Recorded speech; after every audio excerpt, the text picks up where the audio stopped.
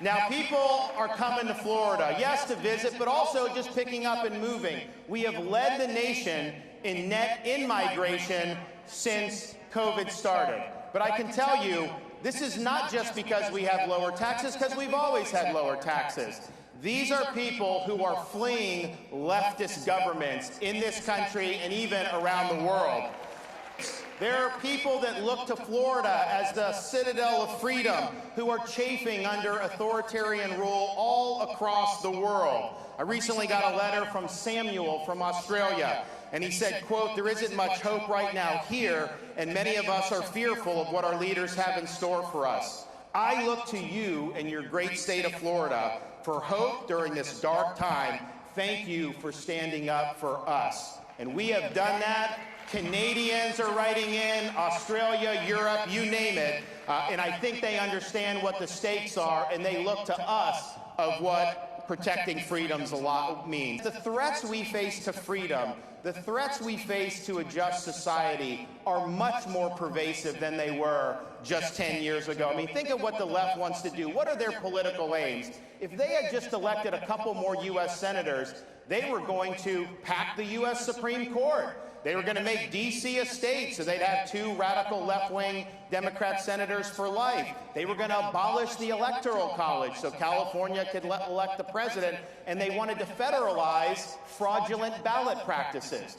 Now, say what you want about that. That is not an agenda that very many American families are sitting across the dinner table from each other saying, "Oh man, I wish we could make D.C. a state," or "I wish we could pack the Supreme Court." No, that's not what people have on their mind. They're concerned about gas prices, crime, the border, all the disorder around the world. That's what they're concerned about. They're doing that, though. The left wants to do that because their goal is not to make our country great. It's to marginalize the conservative half of the country. They want us to be powerless. They want us to be voiceless. They want us to be second-class citizen. And what are these ideological aims?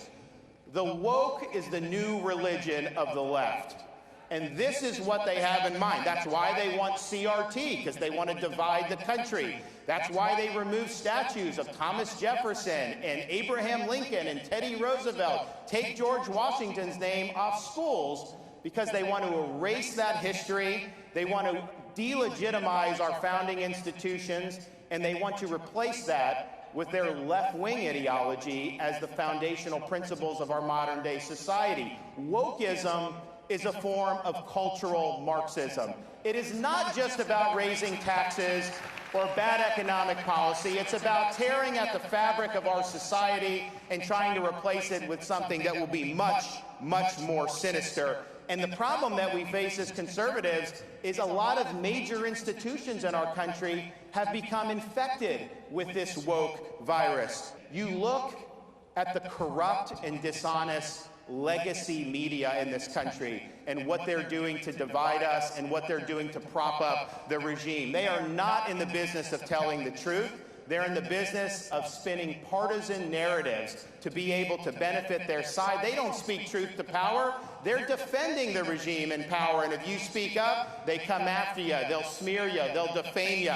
All they do day after day is concoct a blizzard of lies to try to deceive the American people. And then maybe to top it off, you have big tech. Big tech is now the #1 institution for censorship in this country. They are working with the legacy media. They're working with the Biden regime to try to marginalize conservative voices. Anyone that dissents from their orthodoxy is a target. And so this is significant stuff. This is freedom that's being, on all different fronts, that's coming under assault. And so here's where we're at. When you have a society that's veering away from the truth, anybody that stands up and speaks the truth will come under fire.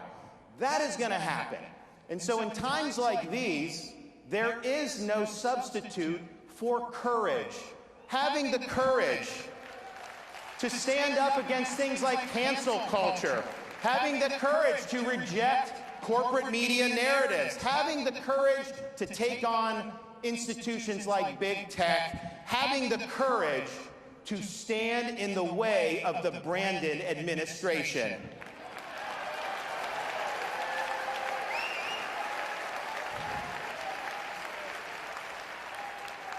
So we have an opportunity to make 2022 the year that America fought back. We're going to lead the charge here in Florida, but we need people all over the country to be willing to put on that full armor of God, to stand firm against the left's schemes. You'll be met with flaming arrows, but the shield of faith will stop them. You will emerge victorious. And so I can tell you this, in Florida, we will be standing our ground. We'll be holding that line. We are not going to back down. We've accomplished more in this state than anyone thought possible, but I can tell you this, we have only begun to fight. Thank you all. God bless you.